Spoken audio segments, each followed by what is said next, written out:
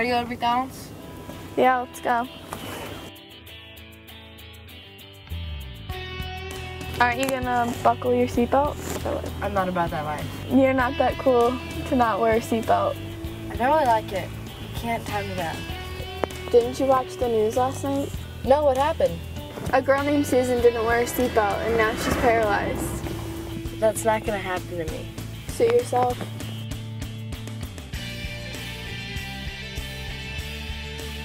Go. What did I tell you, Claire? I should have worn my seatbelt.